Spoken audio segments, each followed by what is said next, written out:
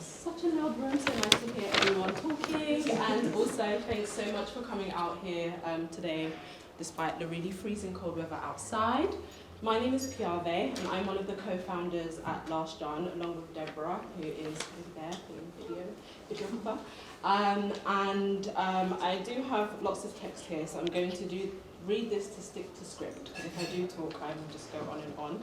But Last John is a marketplace, and we started it as a way for people to buy and resell fabrics, specifically in fashion, due to the high volumes of excess dead stock and surplus fabrics that kind of lie in factories, in people's studios. We just realised that there was a huge issue with lots of fabrics that people actually would like access to. So we are we've reintroduced over 250,000 metres of fabric back into circulation since we started last year, and we are currently working on a project where we're launching our first 3D fabric collection. So an exciting project that we've been working on is looking at how we can use digital fabrics and digitisation to actually reduce some of the waste that comes out of the fashion industry. And for us, we believe that 3D swatching is the first stage in our mission, something that we always, I'm sure anyone here that buys fabric, the first thing you ask is, can I have a swatch? We realise that there's so much fabric waste that goes into that, and we're looking at ways that we can use technology to mimic fabrics as close to real life as possible, which is a very difficult task, but we are getting there, and we'll be launching some fabric swatches in the next week or so. And what digitisation does is it offers a more accurate representation of a fabric texture and drape, and it also allows you to then connect that to the 3D software, so then you can then continue the production online as opposed to in person, which, as you can imagine, if you do more toiles, etc., and there's lots of waste that goes into that. So to celebrate this, we've decided to host a talk with some lovely panellists, and we have Goni. We have Goni, we have Adam, and we have Georgia as well, and Tiago too. So I will probably hand over to Goni to facilitate the panel and to allow each person to introduce themselves and to tell us a bit more about what they do. But also, please do feel free to scan our website so you can have a look at some of the fabrics that we do have, and also follow us on Instagram as well. DM us, send us a message if you would like to find out more about what we're doing. I'll hand over to Goni. Hi everyone, I'm Goni. I'm the founder of We Are Kin, which is a fashion label, and the reason I'm here today is because I actually have been using 3D designs to showcase my customers what their clothes will look like on them. It's also a really great way to lessen waste. I'm really big on sustainability and also just ethical consumption. So if you find me on social media, I'll be waving some sort of banner or shouting about someone who's killing the planet. So that's me. Tiago? Hi, I'm Tiago. I am the CEO of a new transmedia studio called Transcend. It is not a fashion studio, it's actually an entertainment studio doing games, short-form video, film, series, and TV. But I have been using and a proponent of digital fashion for quite a long time, since my days at Warner Music, where I worked a lot with gaming companies such as Roblox and Fortnite, etc., as well as have been supportive of various projects in the digital fashion space. Hi, I'm Georgia. I've been through all the different areas of the fashion industry. So I worked in retail for a while. I then did modelling for almost 5 years. Then I was a journalist, still am, and then I worked for Brown's Fashion as their features editor. I was the brand editor at Selfridges, and now I have a creative consultancy called Threads of Conversation, which exists as a podcast, a newsletter, but also helps provide creative strategy around content for various brands. My name is Adam Andrasik. I'm a creative director. So I run a platform called Provenir. It is an IP protection platform for creatives to protect ideas. I also work at Ravensbourne University, London, in which I lead up digital technology for fashion. I've been in the industry for about 10 to 15 years. I've done everything from run my own label to running as a creative director for brands in Paris. and have started to work in digital technology in the last 5 years, and that's why I'm on this panel.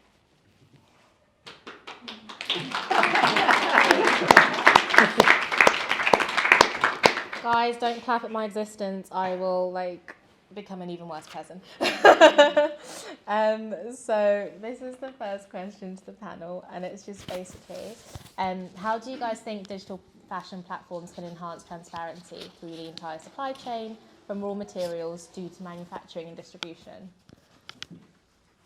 Georgia? Okay, I'll go first. This question actually makes me think a lot of a book that I just recently reread. I don't know if any of you have heard of it, but it's... Oh, hang on, Mike. Oh, right. I thought it would make my voice louder.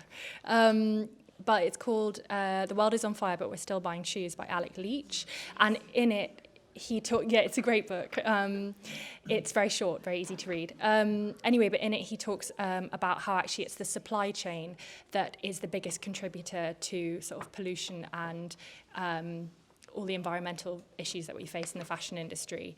And I think that with digital technology, it gives us the opportunity to track in a much more transparent way all of the emissions and all of the places that essentially your garment goes in between the sort of idea and that ending up on a shop front where you can buy it, because so many brands actually don't even know, so many parts of the process are subcontracted to other people that they don't even know much about their own supply chains. So that was my long answer. Would you like to give?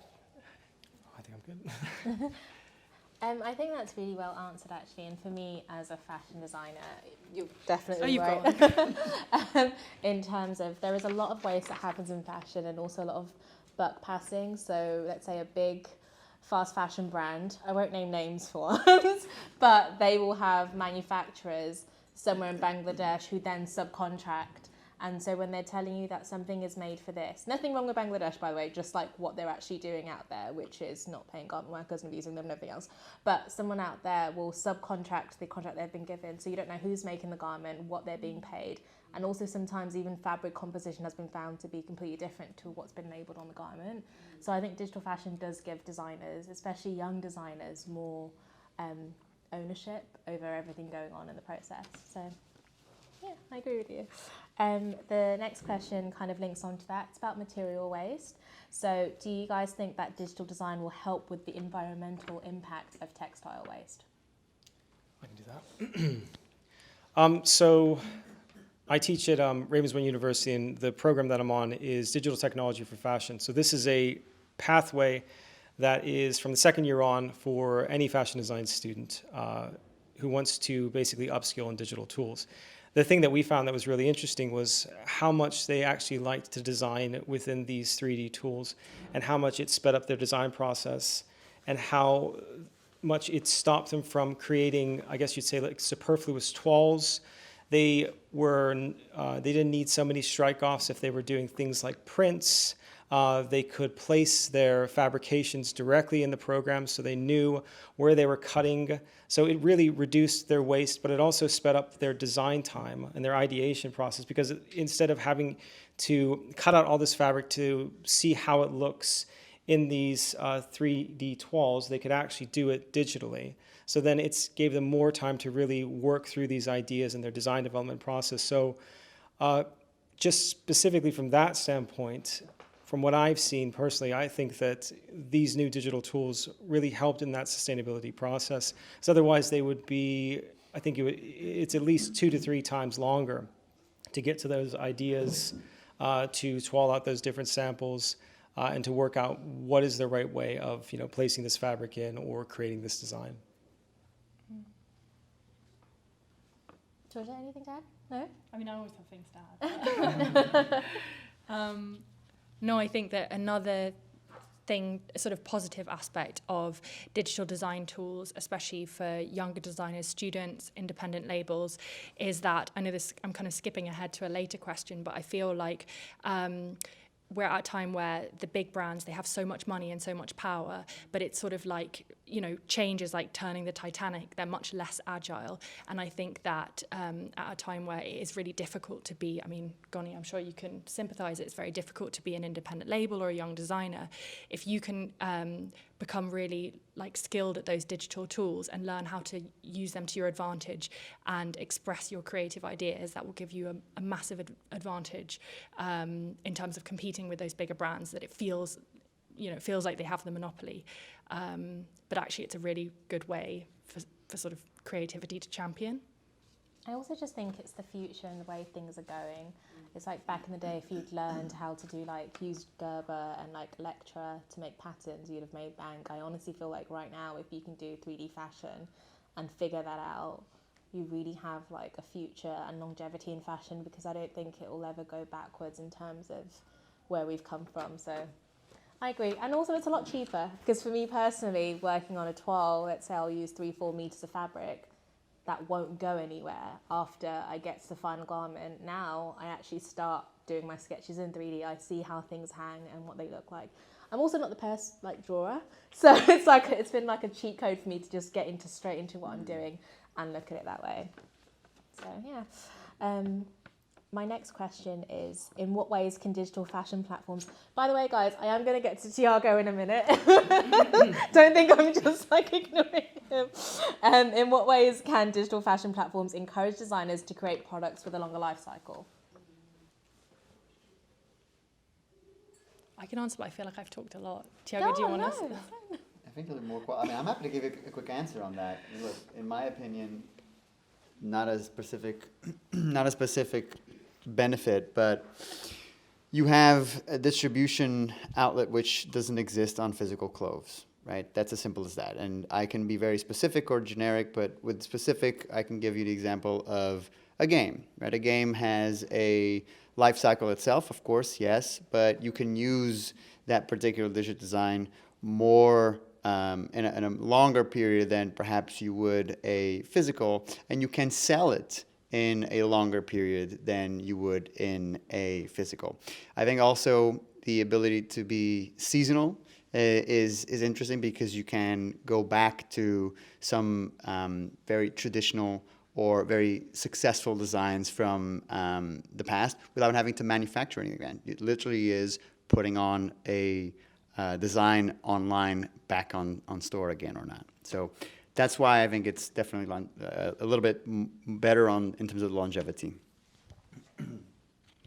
I think kind of related to that, something that I'm quite interested in is I'm very into secondhand fashion, and the resale market is booming, but it needs to get bigger and it needs to become more widely adopted. And I'm really interested in the concept of twinning, which is something that you often find in terms of you'll have like a digital NFT or a digital garment. Correct me, guys, if I'm using the wrong terminology, and then a physical garment. And you can use that blockchain technology to sort of, if you have a digital garment or a digital asset, you can track it, and if someone buys it off you, you can see the whole life cycle. And I think if you can incorporate that into secondhand fashion, that will really sort of firstly, it will make people that shop secondhand better understand how digital fashion works, and that will be kind of a nice route into it for them, who otherwise might not be super into digital fashion. But also it will boost the market, because people will be able to see okay, where did my item come from, who owned it before, what collection is it from, etc., etc. Yeah, I mean, I think that, like you said, I think it's in the EU now. I think by 2030 they have to have a pairing with a digital signature. So it has to have some sort of blockchain device where if you purchase the clothing, it has the information on it so that you can track all of those, who made it, who owned it before. So I think it's quite an exciting development, and to see that coming out and going forward. I was talking to a student about this, and they said that an interesting thing, I don't know if this will ever happen, but they were like, well, if you can track who wore the garment, then if somebody's famous wore the garment and then sold, could you not actually get a better price for it? And it becomes this weird kind of underground market where you're selling off garments of you wouldn't even know until they actually told you that they had purchased it. And I thought, well, that would be a really interesting sort of like new revenue stream where you're attaching yourself, purchasing through a celebrity, and they're selling it through that. So, I mean, I don't know. I look at things like Vinted, and from someone who has seen eBay, I would have never seen Vinted coming, but it's a completely different take on that sort of secondhand. And with that technology, if you're actually pairing it and you can track who's actually worn it before, I think there's another there's another interest there that just unlocks and things become more special, and maybe that adds to the longevity of the garment, makes it more exciting. So I'm definitely interested to see where that space goes in the next 5-10 years. There's also a platform at the moment called Own Me, so it's Own with an I, by a friend of mine called Kalkinan, and basically what that does is, I bought this jacket from Net-a-Porter, Streets Van Noten, and so I can upload my jacket, say where I got it, how much I paid for it, what it's made for, but they also link up with the actual stores themselves. So let's say I then decide to sell it, I would put in who I got it from. They would get the information from Net-a-Porter as an example, and then the person who buys it will know exactly what's going on with that garment, and so on and so forth. So like, it's really exciting to kind of see that come into play. And I love clothes. I always want to know where my garments come from, and it's nice when you get something secondhand that you truly treasure, but to have that kind of first-hand information that you don't get when you're rebuying is like a really great one. Tiago, I feel like you're going to say yes to this question, but do you believe that digital design enhances designers' creativity? Absolutely, yes.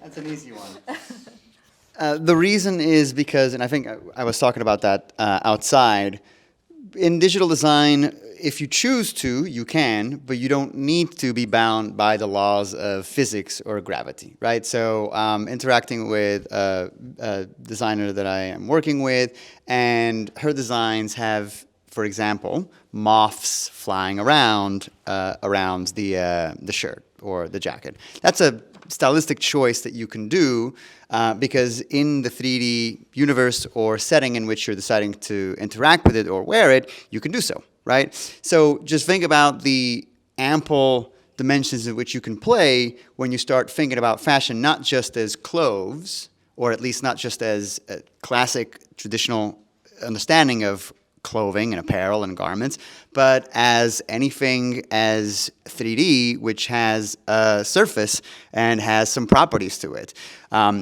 Part of what I was doing a lot of in the gaming platforms was exploring that beyond traditional clothing and garments. So thinking or being more inclusive about beauty, for example, with makeup, and not only that, but with hair. And once you go into hair and makeup, you go also into skin, right, where you don't need to be human anymore. Again, stylistic and creative choice if that's what you want to, but you can choose to be a dragon or a tiger with a jacket if you want to. Like, I think this starts broadening the scope of what it means to work in fashion, as long as you start really blurring the lines on what is actual garments and what is just a 3D surface with properties associated to it that live in a 3D environment. So, yes.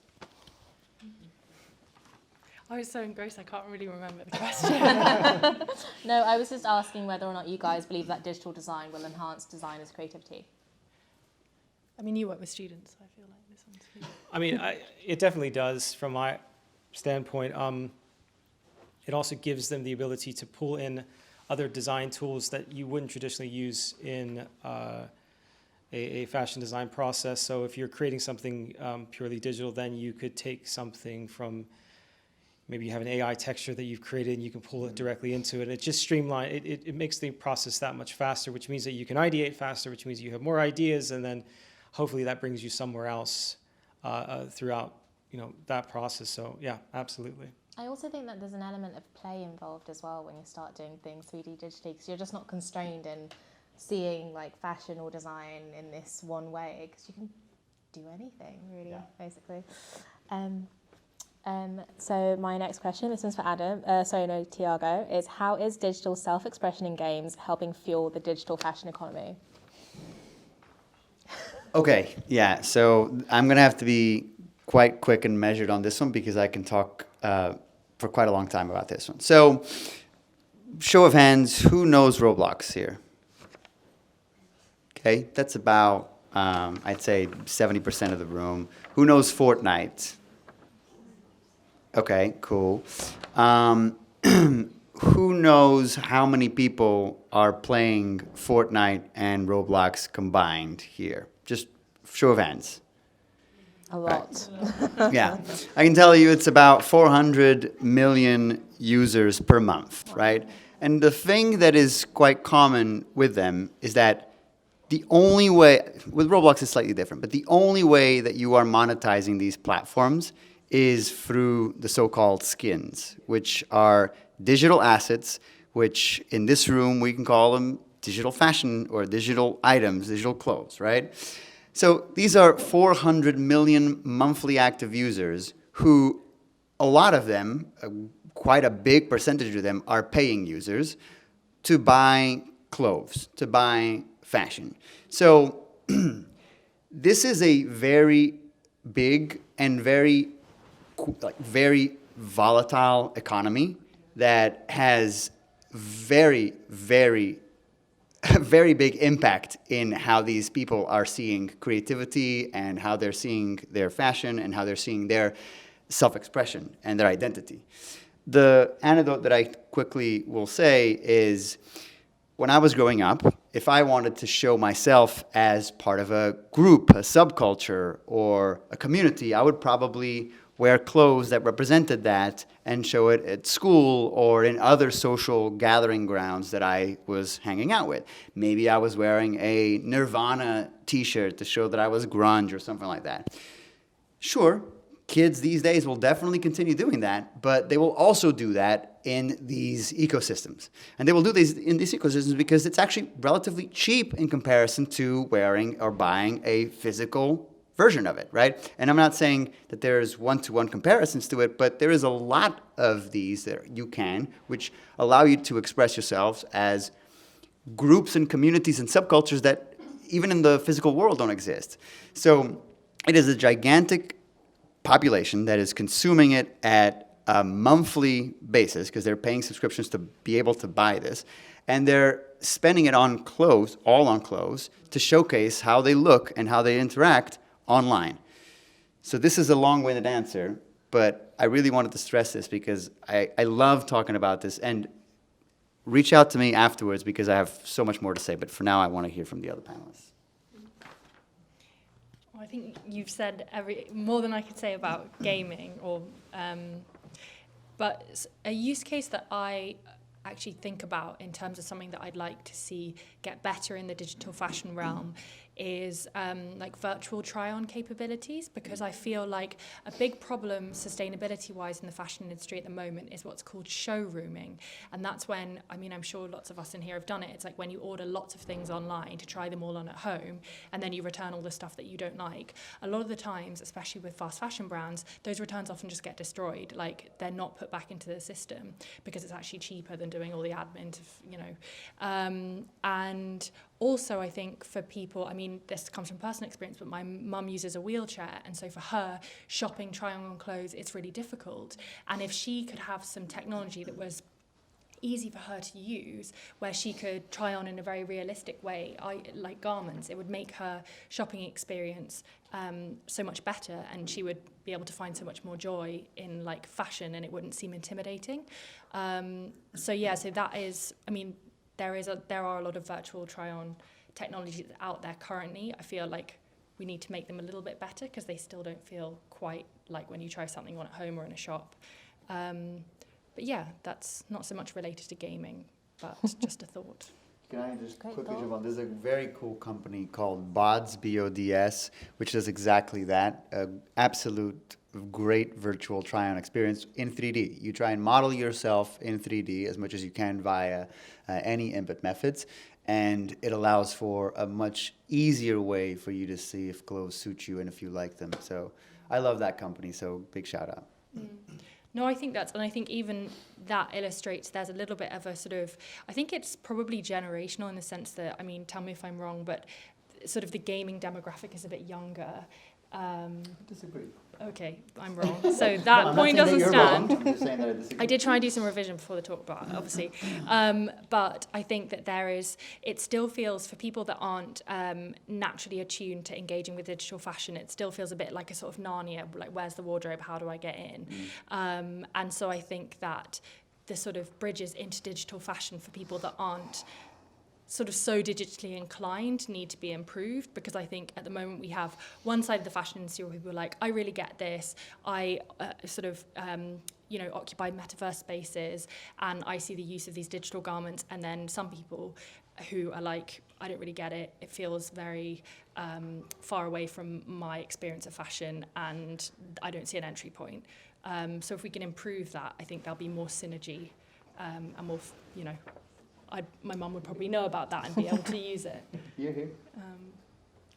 I definitely think that there's a lot to learn, like even just now with Tiago speaking about the fact that people are spending so much money, in these games on their skins. Me as a designer, I'm definitely going to send you an email tomorrow morning, because why not? And also it's sustainable because it's not taking anything directly from the planet. My next question is, how are people interacting with their avatar skins, like differently from in real life? Yeah, I think I touched a little bit upon that before. Sorry, actually. No. Does everyone know what an avatar skin is? Okay, sorry, yeah. Does anyone not know what an avatar skin is? Okay. Because I think I've touched a little bit about that, but just to jump on that, digital fashion, at least in my perception, it is quite broad, and it doesn't necessarily need to be on your own avatar.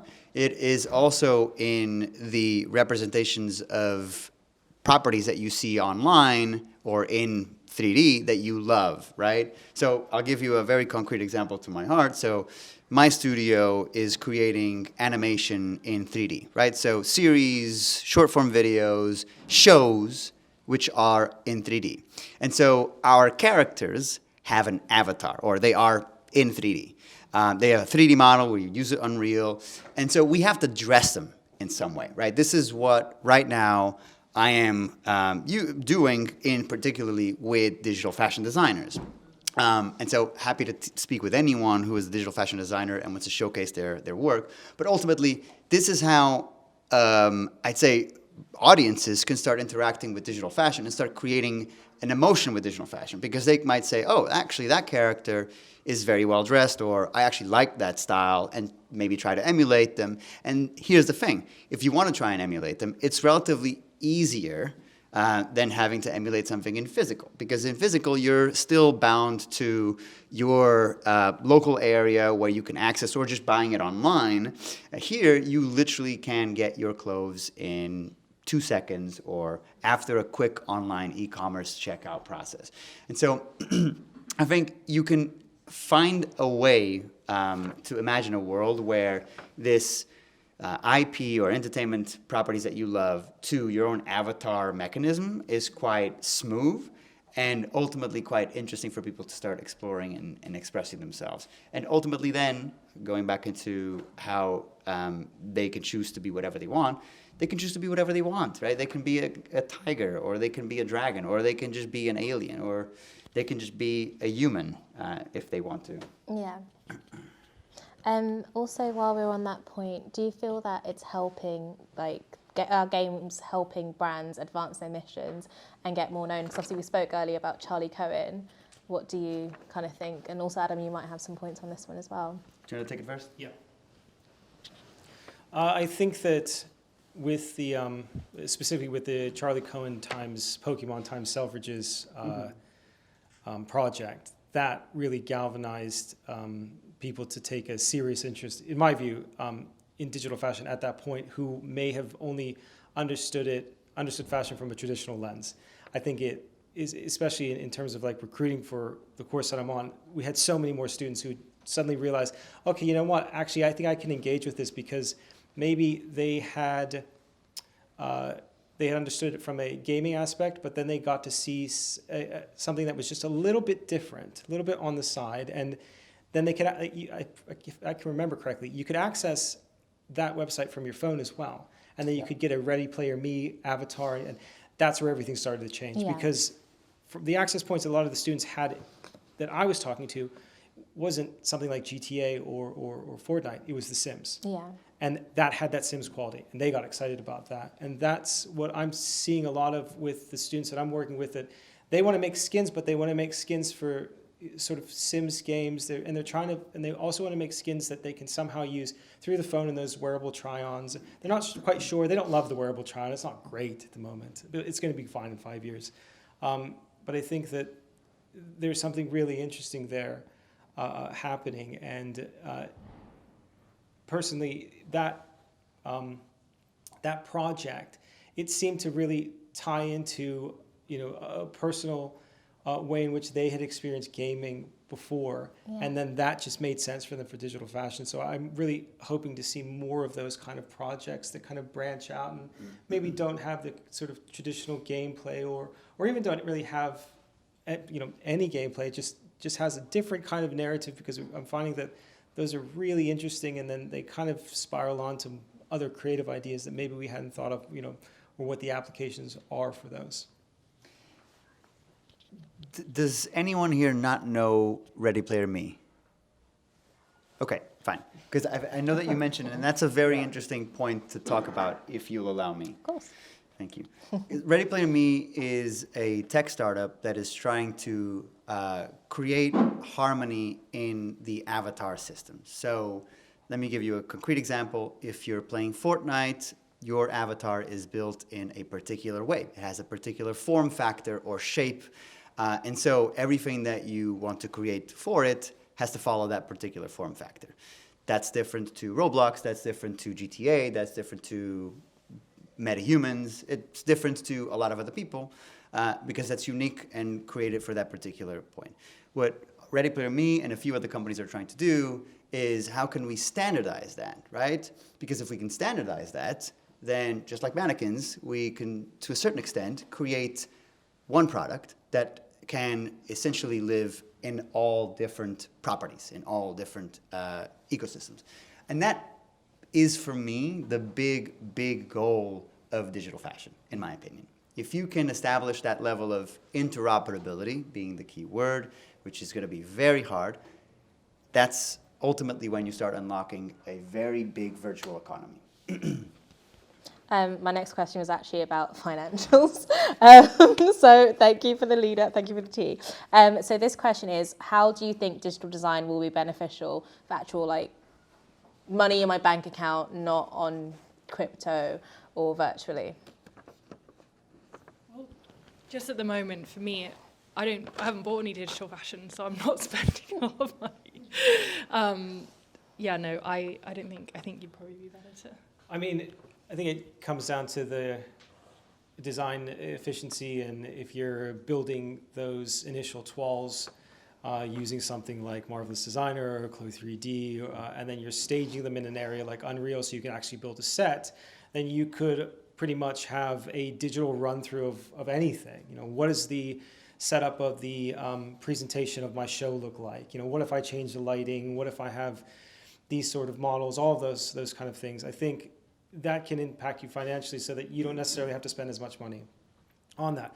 But I do think as well that there is another aspect to it where you have these. So we just had that Louis Vuitton show, and you have all the runway pieces in it, and people will go to the store and they're not necessarily going to buy those runway pieces. They're going to buy the smaller things that are affordable. I think there is an economy there for people who want to engage with the brand but don't necessarily have the ability to purchase the garments because of the price points, but they all have a phone. I got an interesting thing, kind of sideways, but so I was reading this funny thing where it's like, you're Jeff Bezos, you have $28 billion, but he can't afford a better phone than any of you in the room. That's insane. That's craziness. That's it. You can actually have the best quality mobile phone. It doesn't matter how rich you are, everyone has that one phone. So that's that great equalizer. And if you're creating digital garments, then you can deliver those to pretty much anyone who has that phone, and everyone has that phone, regardless of, mostly regardless of how much money you can possibly make. So I think there's an engagement factor that you wouldn't have in a sort of traditional a luxury product assortment that's really exciting. And I think that's just going to grow as it becomes a lot easier to actually own these assets. And then, like you said, they have that interoperability. So if you have something that you can, wear them on, or an avatar you can use them, or something you can wear them, on in social media, then it becomes really exciting going forward. So that's a very good point that I hadn't thought of, which is the equalizer. The fact that because you're not bound to the price points or the quality of garments, everything is down to creativity. Yeah. Right? Yeah. And so that's where perhaps the real, true creative geniuses will start being elevated, because it doesn't matter whether you're using a 1,000 pounds garment or a 10-pound garment, and whether you're assembling it in Bangladesh or in, I don't know, somewhere else, it's all down to the creativity, maybe brand. But this is also interesting to see how these new designers can start emerging just on the pure merit of their creativity. I like that. That's really exciting, and Georgia, you'll probably agree with me in that. I've seen a steady decline in fashion being exciting. I don't know if you probably will know Alexander McQueen's like Atlantis collection. I remember seeing that and just being so mesmerized by how beautiful and out of this world it was.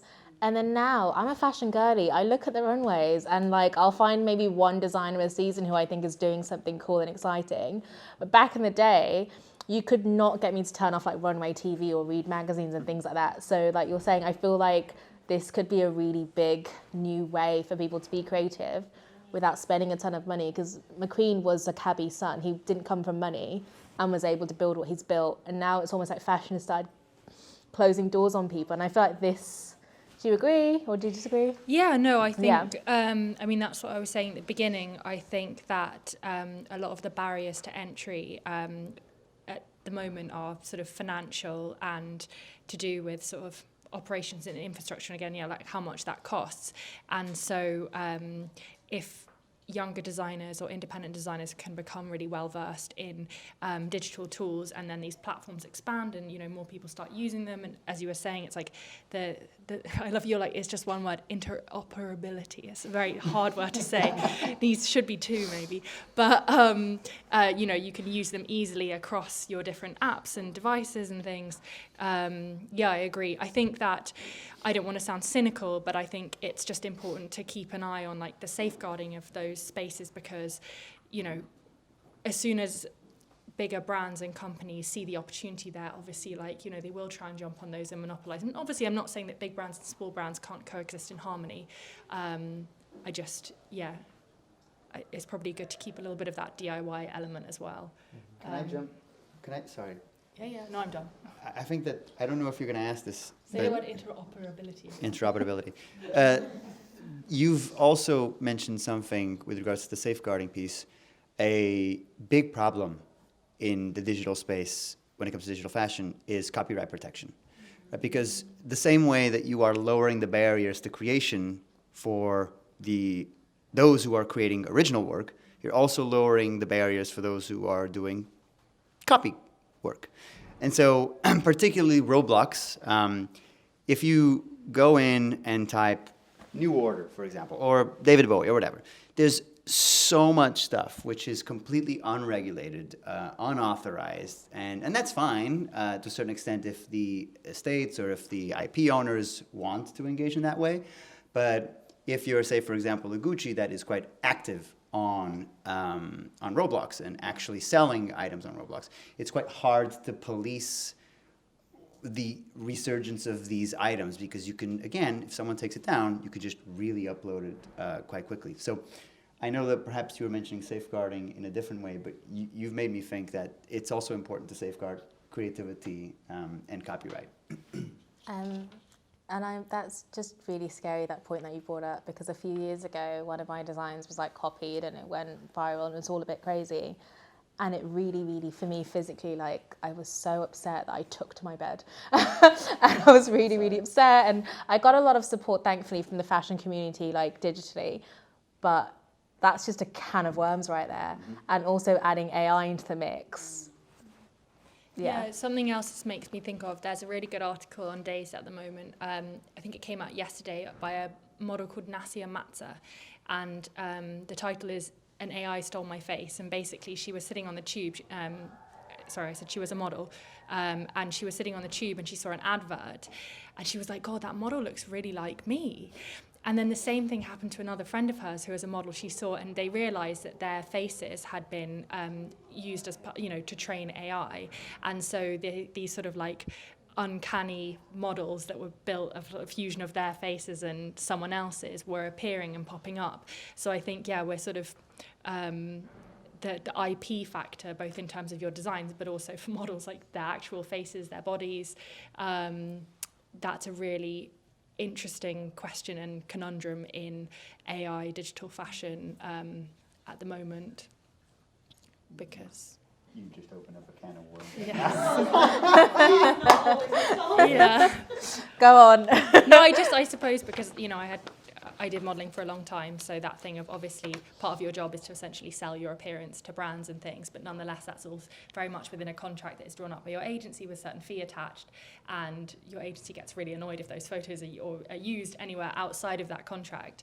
And so the fact that essentially AI is enabling that to happen. Obviously, it's really great that we can now have, again, there's, as with everything, there's good sides and there's bad sides. The great side is that, you know, AI-generated models are allowing garments to be seen on a much more diverse range of body types.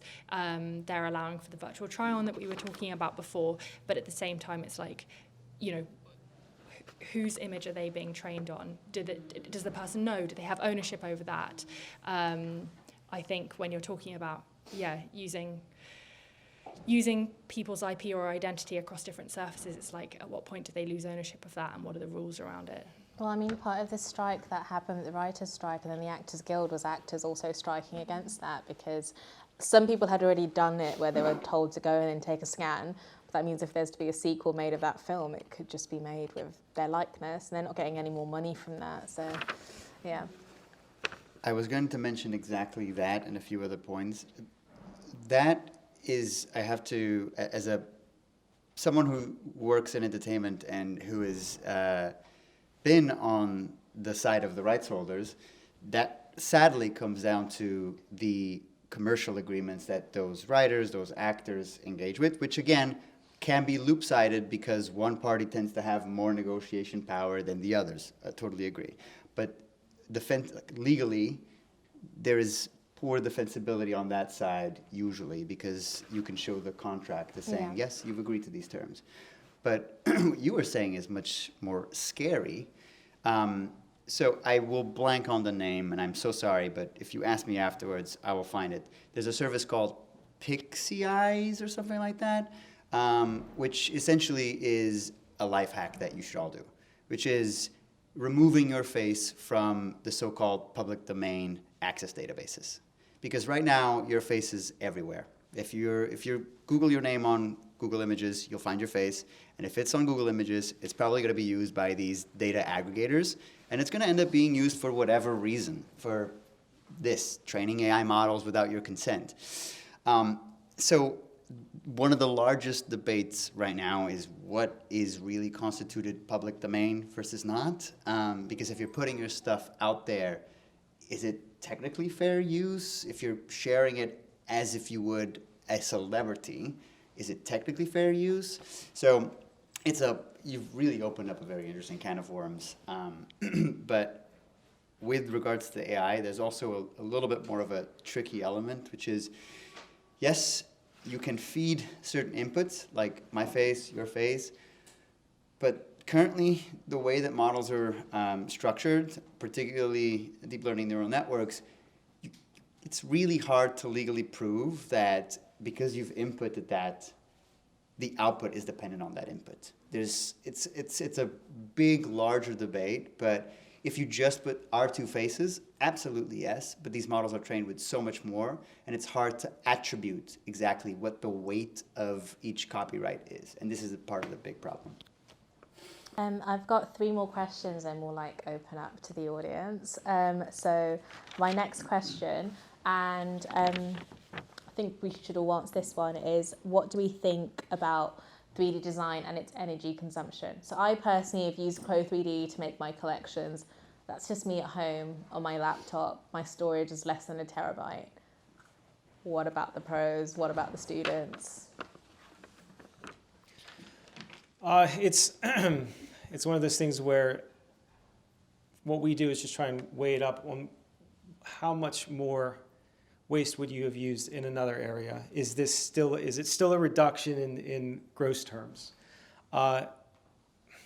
It's a hard one because I don't know how much they do outside of the university. I know that we have laptops that they can use there, but we tried to talk to them about basically reusing files and not sort of constantly creating version 1, version 1.1, version 1. And it just, until it's final copy 10. Exactly, and they have no idea what it is. And just being very clear with, all right, if you don't need the file anymore and you don't need it to prove ownership of something, then to delete that. I think at this point it's kind of the best we can do. It's the most proactive we can be with them. But we do try and look at it from a sort of gross waste standpoint of would you have created 10 or 15 or 20 or 50 strike-offs of a print in the amount of time that you've used the scaling function on Clo3D just to resize the print? And I think that's sort of the way to look at it at the moment. I mean, there must be more proactive ways of doing it. I'm not exactly sure on that. Yeah. But yeah, like I said, we look at it from a sort of gross waste standpoint. You should answer. I just don't really know much about how much energy it uses. I think the only thing to add to Adam's great answer is that there is going to be a exponential increase in creations naturally, but the power at which the reduction or improvement in efficiencies, let's put it like that, in energy consumption, I believe, this is my theory, is going to be greater than the exponential creation of the terabytes. Because ultimately, yes, we can store as much as we want, but these server farms are essentially going to become, and are becoming, increasingly more efficient. I hope you know about the concept of Moore's Law. If you are not familiar, Moore's Law is just essentially a law that dictates that processing power by CPUs, computer processing units, increases at a particular rate that is higher than the decrease at which the physical space needed for CPUs are required, right?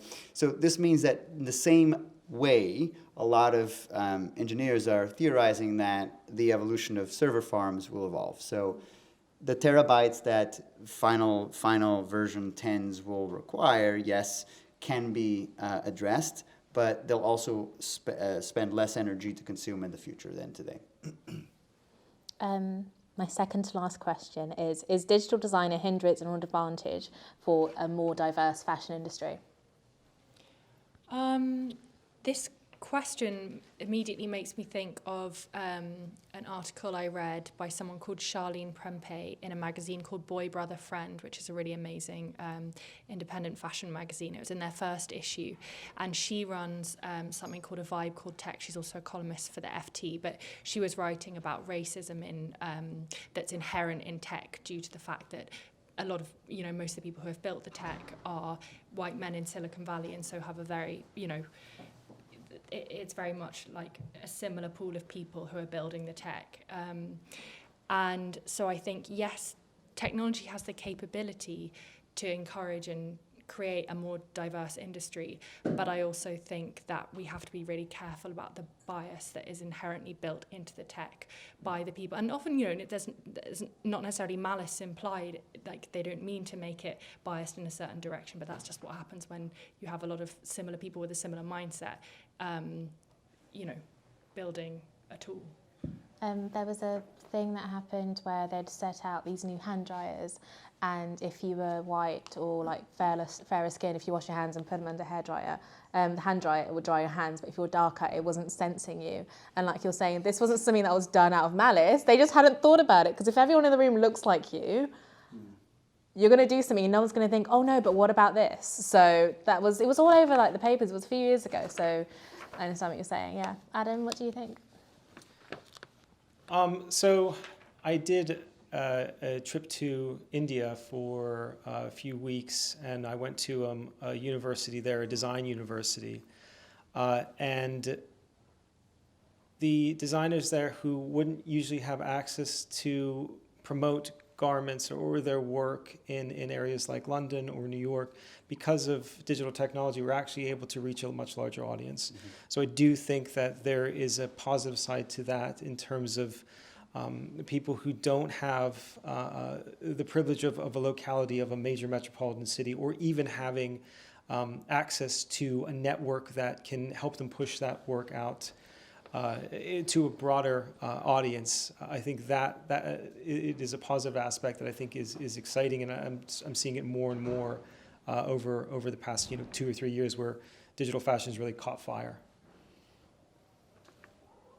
And then my last question is, how have you seen the fashion industry change since the invention of digital fashion?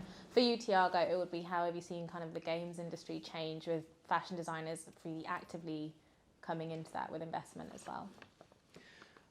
So I'll just say that it's changed because we have students who don't have an interest specifically in creating digital garments. Like this, they don't work with digital because they want to have a digital piece at the end. They work with it because it's more efficient, it's more sustainable, and it's more fun. They enjoy it. It takes a lot less time to create something on Chloe, and then you can actually visualize it in 3D and spin it around. And they already understand intuitively those sort of tools because they come from a predominantly gaming culture background. So I think that has been really exciting and really positive, specifically from a fashion standpoint.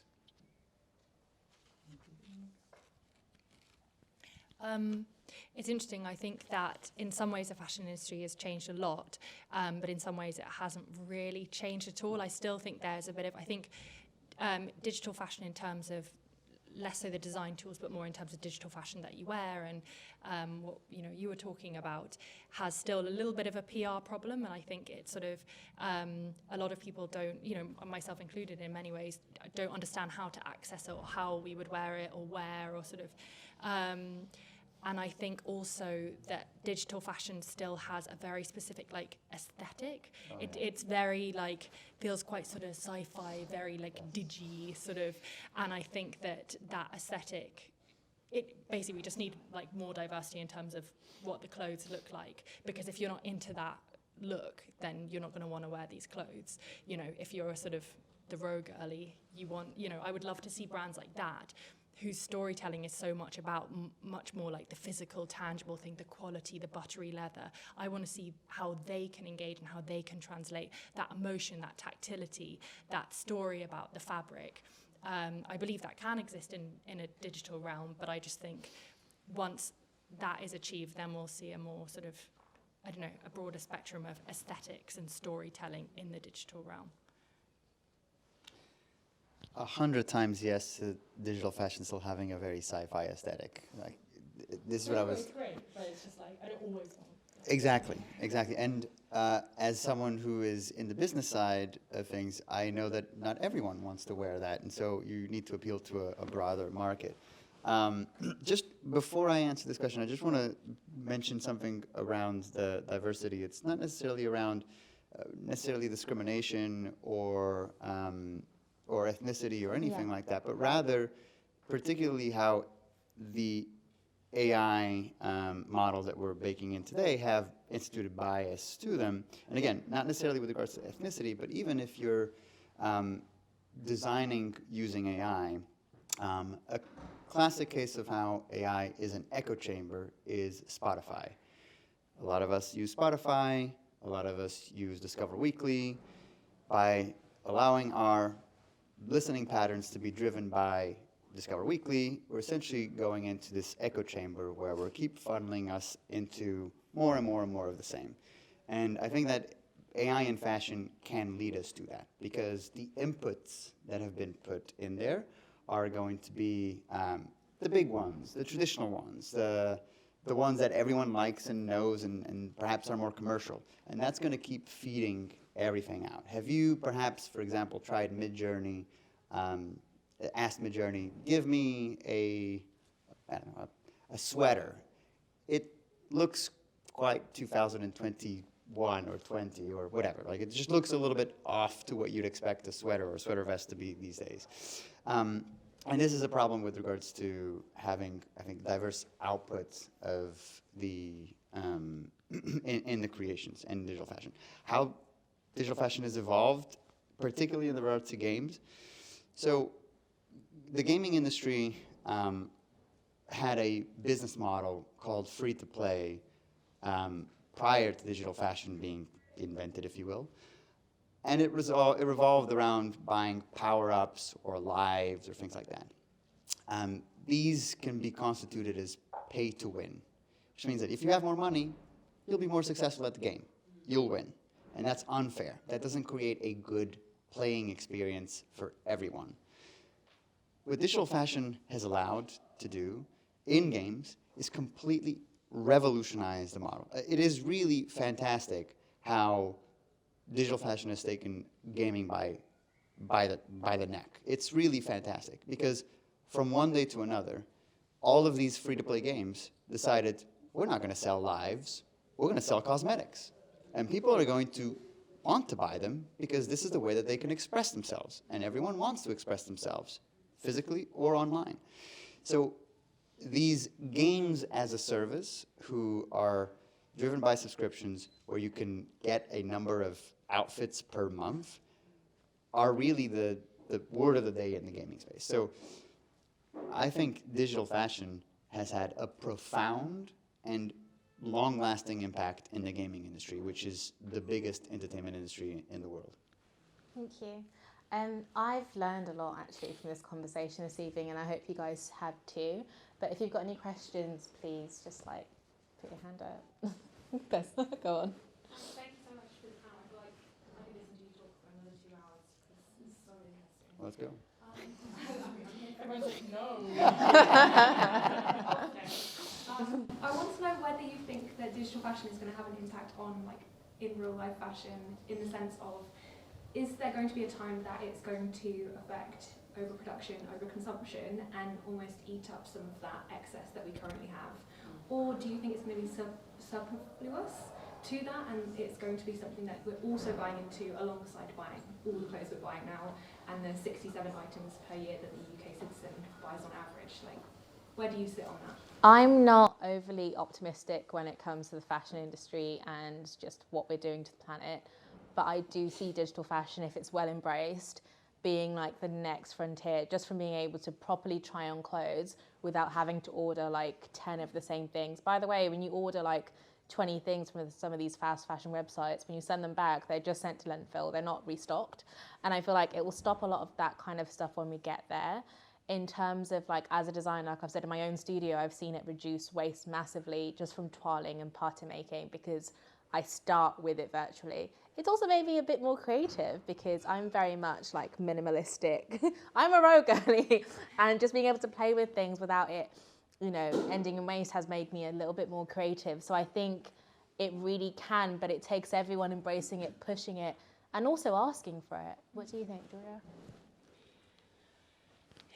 I don't know, because on the one hand, it's like if we end up using digital platforms more, I mean, what's the Apple headset called? The Vision Pro. The Vision Pro is about to be released onto the market. So it's like if, you know, we really do all end up wearing those and using them all the time, then maybe we're like, oh, we need less clothes in real life because we're spending so much time in digital spaces, But then I guess on the other hand, it's like, you know, just as in real life, the digital world can be a great place to play with your style, to amass garments, to try on different things, and that will only encourage you to do the same in your real life. And so I think there it's, you know, you still need to look through that lens of like conscious shopping and be like, is there a way I can buy this more sustainably? Can I buy it secondhand? Is this something that I'm going to wear and love forever? So that was a way of giving a long non-answer to your question. What do you think? I guess I just think that, have you ever bought something on iTunes and then not bought like a shirt because of that? The thing with that is I'm not sure if one purchase will supplant another if it's not the same exact category, because there's some sort of impetus to purchase that. And purchasing more furniture for my house doesn't mean that I might not buy all those T-shirts that are so cheap. So I think it's almost changing. It almost have to be a top-down cultural change on purchasing it. I'm not sure if you can just switch it out. I have one more thing to say. I was just going to say, I think that so often we focus on the sort of practicalities and the particulars of fashion, but and we can lose sight of the fact that like fashion is essentially it's an emotional industry. It's an industry driven by desire, and at times, a lot of the time, unfortunately, driven by insecurity. So I think that actually it's emotional shifts within us as customers, and also shift in the stories that we're being told by brands that will change our consumption habits, as opposed to that thing of like, oh, well, I bought it in digital space and therefore I won't.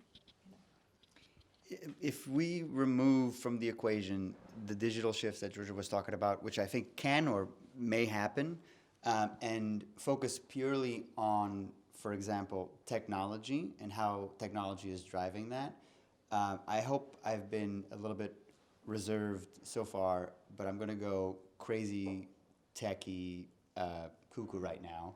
So you mentioned the Vision Pro. You can imagine a world, if you want to, where there is overlaid digital reality, AR reality, through your headsets. Could be Vision Pro, could be something else. And therefore, it means that whatever you see in the physical world has an overlay of digital.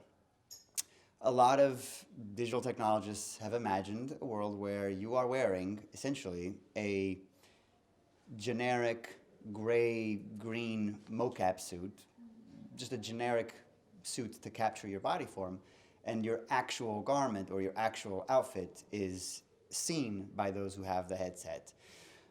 Only then do I see any kind of reduction, because that will infer substitutionality, right? Then you will say, well, I have one gray suit, but I have a physical suit, but I have multiple garments that I can choose to show differently. And hey, I don't need to go home to change the outfit for that particular, I'll never be underdressed or overdressed because I could just quickly change at the behest of a button. But that's really me being crazy cuckoo, right? And that's not going to happen at least in like 20 years. Cool. Thank you. Anyone else? Got any questions? Oh, yes, sorry, I couldn't see you. I'm curious in terms of social impact. So I came across, this is especially in terms of gaming, I came across, and we discussed this at JCA, I'm a master's student here. I came across GTA, who did a collaboration with Greenpeace to raise awareness about climate change. And I was curious, like, how fashion could potentially play a role with social impact, even in the gaming space. And is there potential for that? Because I think we often, just like an observation, we're very positive about technology and the impact, but then we end up spending a lot more time as designers on our laptops in this space. So do you see like the other side to it is like, if we are spending all this time, is there a positive in terms of social impact and change within maybe gaming, within fashion, in these spaces and technology? A quick answer, because I'm sure that the other panelists will have more to say, but yes, in your question, the way that I would frame gaming is a eyeball catcher, right? It's catching our eyeballs and turning us into audiences. Just in the same way that movies can have a political message or a socially conscious message, or radio can spew specific ideologies or not, gaming can be a platform to do so, right? I actually don't know the example of Greenpeace and GTA, so thank you. I'm going to research that. Was it? Specific case example in Brazil. Was it one of those RP servers, roleplay servers, or? I don't know. I think I'm not as familiar, but I know that they did this as like a specific study to raise awareness about climate change in Brazil. Right. Yeah, that's a great example. One that I am more familiar with is, for example, last year on Earth Day, a company called Planet Play went to work with Subway Surfers, a gigantic game, to try and make sure that every consumption that was done in the game also contributed to a particular replanting effort or reforestation effort, right? So this is treating games as platforms that capture eyeballs, and as any other platform or as any other source of IP, you can use that to share your message, absolutely. I think it was a really good answer. What your question made me think of was the eBay Love Island partnership. I don't know if that really answers your question, but in the sense of, I feel like that's a really good example of also promoting like a sustainability message in a way that's still fun, because that's the thing, is that the problem that sustainability has at the moment is that it feels very dour, it feels very serious, it makes us feel bad, it makes us feel guilty. So people obviously kind of, they're like, oh, I'll do one and then I feel like I did the right thing, but then I'll get the shiny new thing, And sustainability, it needs to get fun and sexy and like, be something that you want to participate in. So I think that is the example that sprang to mind for me of being like, oh, this has a positive message, but it's done in a really fun, like flippant, way that doesn't feel really like heavy. No, I agree with Georgia. I mean, I think that, and Tiago said as well, it needs to have, it's going to essentially be an advert, but it has to be fun in some way. What I think of is if you go on to massive role-playing games, RPG games, or I'm not sure if Fortnite does this, but if you go on like on Halloween, you would get like Halloween skins, or like you'd run around with a pumpkin head on. And so everyone would, one of your friends would go on Halloween, start playing, and then they would text you, and then you'd go on, and then everyone would be on specifically for that fun little thing that would happen. And I think if you join it with that kind of aspect, and you have that fun excitement, and that brings everyone on, then I think you could reach a lot of people with that kind of campaign. But I think it needs to have that almost like humor, and to have that virality for people to really engage with it. Because if it's just, if it's just putting a sign up inside of a game, I don't think many people are going to have interest with it. It has to be that like, oh, I want to be part of this, and it's limited time only. Does anyone else have a question? Oh, yes. I'm just interested in the ideology of consumerism, the psychology of fashion consumerism related to gaming, especially the things that you said with regards to blockchain. I think is very relevant in terms of historical fact of the ownership and then the re-ownership. But aren't you ever perpetuating the ideology which is actually criminalising what we're doing within our world now, but always consuming, wanting more? The word itself of mode is over time, and we're always looking for the next time. With regards to the quality of what you're doing within the game world, the people who can conduct themselves in the game world is obviously a demographic with a certain age or a certain trope. Maybe we don't want to actually work within that world because we actually want the materiality, we want the smell of the silkworm. So if you're taking away certain attributes with regards to fashion, but also ever perpetuating the world that we're living in now, which is actually damaging our world, just because of the choice that we're trying to make. Shouldn't we actually sort of re-examine what we're offering within that world as well, visually? So, I will split your question into just 3 parts, if you will. So one is something that I actually wanted to mention before, in the sense that I love digital fashion and I'm a proponent of digital fashion, but I actually think that it's a preference. Sure, I think it's going to go bigger and bigger and bigger, and as you said, it is definitely part of the future. But if you choose to work with digital materials, then that's your choice. If you choose to work with physical materials, then that's your choice. And I think it's a worthwhile choice. Maybe you are more prone to using materials, physical. Maybe you're more prone to using digital. The second part is, I think, the very interesting point around how games perpetuate an overabundance of consumption. I wholeheartedly agree. That is a harder question to answer. Well, that's fashion.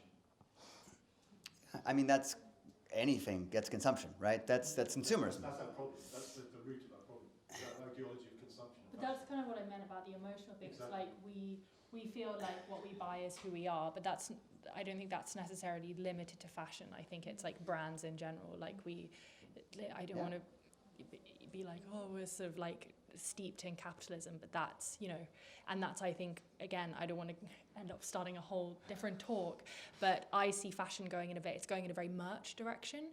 And merch, if you think about why do you buy merch to sort of symbolize that you're a fan of this band, or you're, went to this football game or something. Merch is an item that you buy to show that, in the same way as now fashion is becoming very merchy, where you're buying something to show that you're a part of this club, and it's sort of almost come full circle in this like really ironic sense, where now we're buying things to show that we're sustainable, like shopping our way out of overconsumption, which is a sort of complete contradiction. So We need clothes. yeah. It's corporalities. If I could just say, something that is really problematic with me not knowing how to answer your question is, clothes have a physical limitation to them. There are a finite number of them that you can produce, and that's it. And so consumption will hit a barrier at a certain point, scarcity. But in digital, yes, you can imbue scarcity. Certainly blockchain allows that. But ultimately, the way that digital fashion is going is not necessarily towards scarcity. It's towards infinite supply, which overstimulates consumption. And that's, I don't know how to answer. This is just re-education around the social ideology. Honestly, I think that's what it is. Because as human beings, we're always going to consume. And the way to kind of move on forward, taking the 3D and the digital world out of it, is actually reframing and re-educating people on how we consume. Because this planet is on fire. In terms of the digital, I think, again, that can be another avenue of explaining things. And I have to say, this new generation, the one that's younger than millennials, I forget what they're called. Gen Z. They're very switched on in lots of different things. Like I was having a conversation with like a 19-year-old like sister's friend, and the things that he was saying about consent, people who are in our 30s didn't start having those conversations, so we haven't even had those conversations. But the way that Gen Z just seem to see the world and the way they talk, I think they might be able to push us all in a better direction, to be honest. But I don't know what we're going to do about our consuming, to be honest, digitally or physically, but yeah. So hoping for the alpha generation, actually. Yeah, no pressure, guys. Anyone Is there anyone else? Okay. Oh, yes. Hi, thanks for your amazing talk. Really quickly, you kind of talked about it before, but if anyone wants to buy online using the virtual trials, which will reduce consumption, how do you know that your data is not being used somewhere else and they're not taking your image or what you're typing in, your size, your height, your weight, and or how your weight might fluctuate from year to year, or how do you know they're not using that? Because surely if any of these companies have ideas on using what you're giving them, you not want to go on these virtual trials. I'm going to answer it and then I'm going to let the other guys answer it. I've got to be honest with you, I feel like we now live in a world where that kind of has been opened across everything. Like, across everything. It's almost too late to put that genie back in the bottle. I obviously always talk about legislation being important, but the problem with like innovation is that we end up over here and legislation starts creeping in later on. So I don't know what the stop to that would be, but I will say that having not used it for my brand personally, that information can be used in a positive way, but it can also be used in a negative way and then just targeting you with certain things. So I don't know is my answer to that. Guys?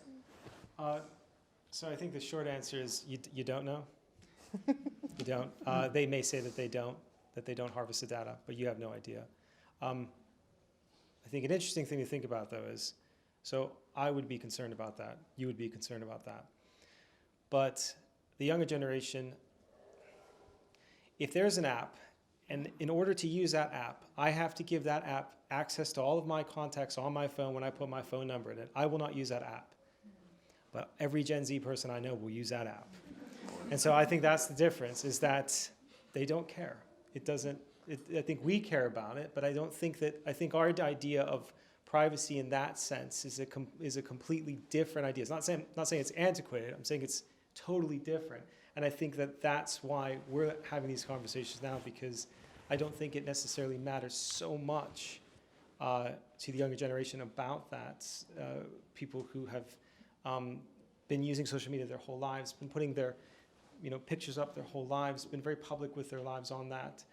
Maybe there'll be a change, but I don't see any I don't see any indication that it will at this point. But I would just say that the best thing you do is you try and read the terms and conditions. And if you're skeptical, but that's the thing, is even if they say they don't, then you could find out 5 years later that they do. Facebook did it. Almost all of them done it. So. For example, I'm never doing one of those DNA tests to find out my heritage. I'm not doing it. No, you cannot trick me. I would say the answer is they are using it. 100% of the times they're using it, because why wouldn't they if they can have a quick, easy way to monetize something that they're storing? Byproduct, right? If you had byproduct and someone wanted to buy your byproduct, wouldn't you sell it? Absolutely. So 100% of the times they're using it. If you want to check something that is very easy to do these days, yes, you can read the T's and C's, but you can also just put the T's and C's through ChatGPT and ask ChatGPT if it does or not. So would you say that there's actually probably room for someone who has a sustainable mindset to start some virtual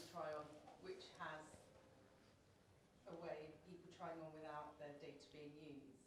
So I will let the others answer that, but what I was going to add before you said that is it is now much easier for anyone to create something that goes about doing what they wanted to do, aka virtual try-on service, with the terms and features that they want.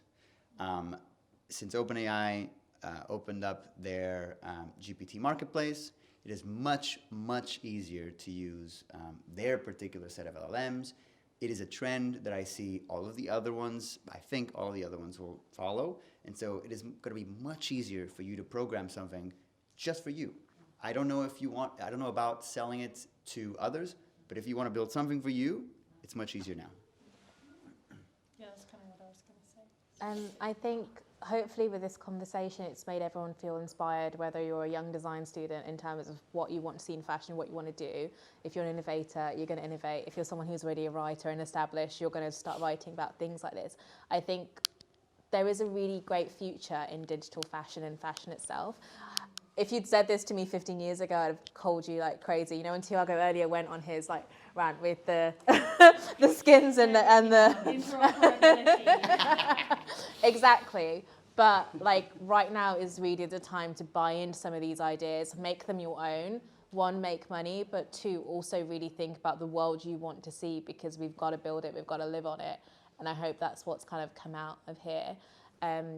Has anyone else got anything else to ask, or should we close for the evening? Okay, thank you all so much for being here. Thank you so much.